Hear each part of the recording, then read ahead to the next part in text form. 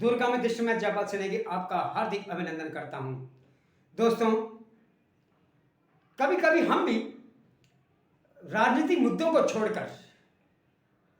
उन मुद्दों को अपने कैमरा में कैद कर लेते हैं, जो मुद्दे हम सभी को बहुत ही शोभनीय विषय कहा जा सकता है, लगता है। इस और एक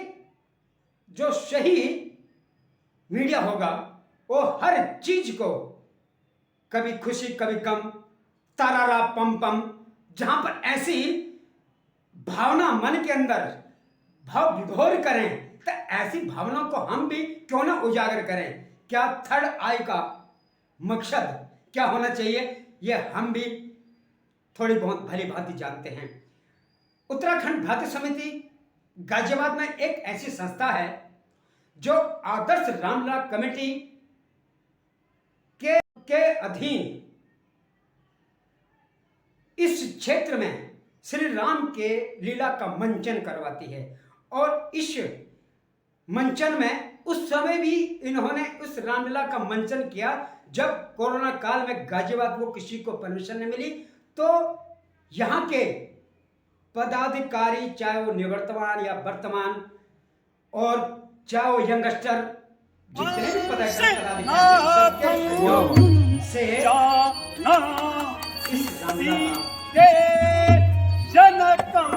मतलब इस रामलीला को किया गया और इस रामलीला को किया गया, इस तरह से किया गया कि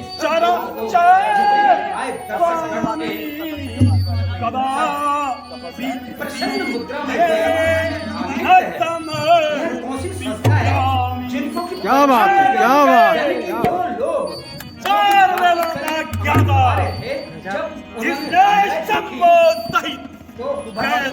वो लोग मैं उन शिरोमणि रघुवंश राम को भी जानता मैं जनक जननी को भी जानता मैं लंकेश अपने दर्शकों का वध होना भी जानता हूँ। उनका नाम है श्री रावत, मैं जो कलाब से लेकर जीते हैं को और नहीं समाज लौटा सेवा की भूमिका भी भोले शंकर अंदर आज गंगा नदी की तरह माफी है। जब कोई अनुराग बाबू अपने ऐसी बाजी हम कह रहे हैं ये हमें पता के चला है सत्य कितना है, मैं इसी वीडियो के माध्यम से आपको कह सकते हैं। और जब ऐसी प्रतिभा जिन्होंने की अपने गढ़वाली फिल्मों में भी अभिनय किया हो और इन फिल्मों के द्वारा भी वो इस मंच से लेकर के छोटे मंच से लेकर बड़े मंच तक जब पहुंचे हों, ऐसे प्रतिभावान व्यक्ति को हम कम से कम सैल्यूट तो मार ही सकते हैं और आपको भी मानना चाहिए। और यह सैल्यूट उनको मानना चाहिए जो जिन पदाधिकारियों के द्वारा इनको हर साल की भांति इस साल भी यानी विगत इस साल को इस उत्तराखंड राज्य रामलीला है और 88 रामलीला में उन्होंने कई बार यानी श्री उत्तम सिंह राव जी ने कई बार डायरेक्टर के रूप, रामलीला निदेशक जो डायरेक्टर होते हैं उनके रूप में उनको पदाधिकारी की भ्रातृ समिति के पदाधिकारी ने इन्हें यह पद पारितोषित किया है। और मुझे लगता है कि इन्होंने कोई फेमकोट का मजबूत जोड़ लगा रखा है या जन जन के दिलों में भाए हुए हैं। ये तो भ्रातृ समिति के और वहां के कार्यकारिणी के सदस्य और जनता जनार्दन ही बता सकते हैं कि आखिर मामला क्या है, माजरा क्या है। खैर, माजरा जो भी हो, ऐसे व्यक्ति को यानी ऐसे द्रोणाचार्य को हम भी सैल्यूट मारते हैं। और जो इतने बच्चों को इतने सालों से, और आज वो बच्चे कुछ तो बड़े बड़े हो गए, जो बच्चे बंदर बने थे उन्हें भी समझाते हैं, और जो बच्चे और जो बड़े उत्तम सिंह रावत दूसरे वाले सेकंड जो रावण का रोल करते हैं उन तक, यानी हम तक और हरीश थपलियाल जी तक जो रोल करवा सकते हैं और करवाते हैं, तो कुछ न कुछ तो उनके अंदर ऐसी प्रतिभा होगी जो कि भ्रातृ समिति के, उत्तराखंड भ्रातृ समिति के समस्त पदाधिकारियों ने इस वर्ष भी उन्हें यह जिम्मेदारी सौंपी। अब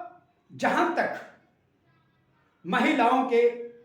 रोल का प्रश्न है, पिछले बार हो सकता है पिछले से पिछले बार भी किए हों, लेकिन इनको भी संपूर्ण ज्ञान देना, संपूर्ण कला में दक्षता प्राप्त करना, या यार गुरु दक्षिणा के रूप में, भले कलाकार तो क्या देंगे, अगर कलाकार इतना भी कर दें कि वो मंच पर अपना अच्छा अभिनय कर दें तो एक गुरु के लिए वही दक्षिणा हो जाती है। अगर हम कोई ये कहे कि यहाँ पर एकलव्य की तरह अंगूठा दे दें तो मुझे लगता है तो कल भाई हम भी काम करने वाला आदमी है, अंगूठा दे देंगे तो परिवार को कैसे पालेंगे। तो ये डायरेक्टर साहब भी जानते हैं कि अंगूठा तो मांगेंगे नहीं, बस वो इतने में ही प्रसन्नचित्त हो जाते हैं कि मेरे कलाकार, मेरे सिखाए हुए कलाकार ने मुझे और दर्शक गणों को खुश कर दिया, और खुश भी किस लिए कि उन अच्छे अभिनय के द्वारा। और जब कर्तव्य ध्वनियों से किसी भी कलाकार की भूमिका की प्रश्न चिन्ह यानी पर नहीं पड़ता, प्रश्न चिन्ह लगाने पर कोई भी पब्लिक कर्तव्य ध्वनि से ही नहीं, अपने जीवा से भी जब इस ऐसे कार्यों को, यानी कि अशुभ ये एक तरह से ये मन को उदास करने कार्य हो जाते हैं, जब कोई कलाकार मंच पर सही अभिनय नहीं करता तो दर्शक गणों की कर्तव्य ध्वनि तो बजेगी नहीं, उनके मुख से जरूर कुछ उपहास के शब्द ही निकलेंगे। मगर अभी तक ऐसे हुआ नहीं, तो ऐसे डायरेक्टर, निदेशक को हम भी यह कहना चाहेंगे, गुरु धन्य हैं आप। और इनके साथ मंच पे जो कार्यरत हैं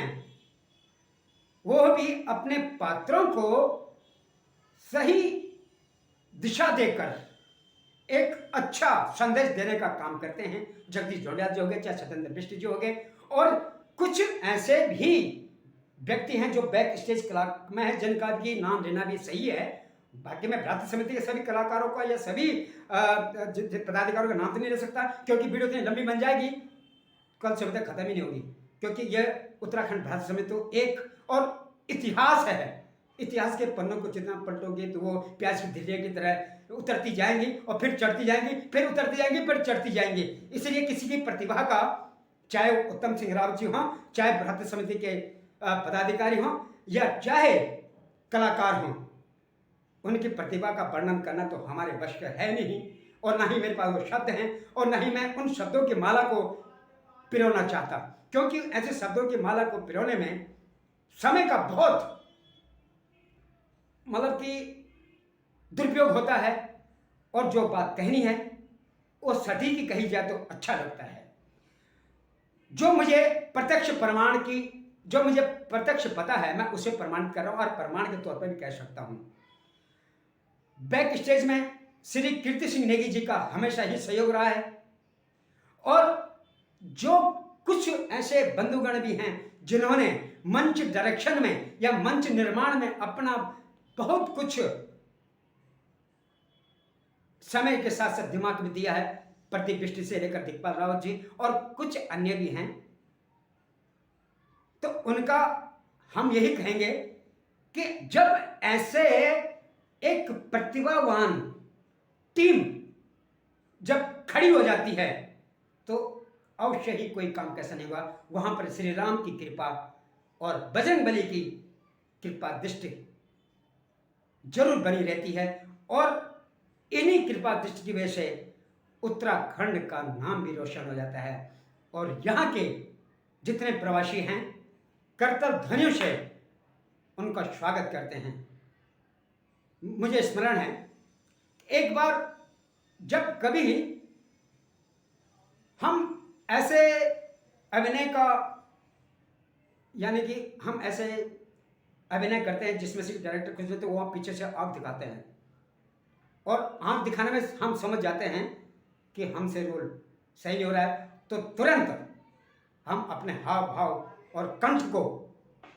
सही कर देते हैं। यही अदरक वोट समय समय पर देते हैं, और यही एक अदरक देना डायरेक्टर की निशानी है। चाहे आंख दिखाए, आंख दिखाना भी एक अदरक की, वो गले को खरखरास को दूर करो, खिचखिच दूर करो, भिक्स मत लगाओ, भिक्स लगाना कुछ नहीं होगा। इस समय अपने आप को सही सटीक दृष्टि में लाओ। और ये फेविकोल का मजबूत जोड़, एक मिनट है, ये फेविकोल का मजबूत जोड़ शायद इसी कारण से उन पर लगा है। इसी के साथ दोस्तों, जय हिंद।